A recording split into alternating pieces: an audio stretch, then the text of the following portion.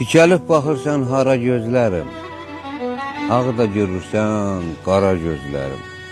Sən mənim başıma nələr gətirdin, nələr tapdaladın, nələr itirdin. Yaxşıya yumuldun, pisi götürdün, görüm ki olasan yara gözlərim. Ağladır kimini, güldürür kimi, birinin hakimi, birinin həkimi. Şirvan şikəstəsi çalınan kimi, zillənir kamara tara gözlər.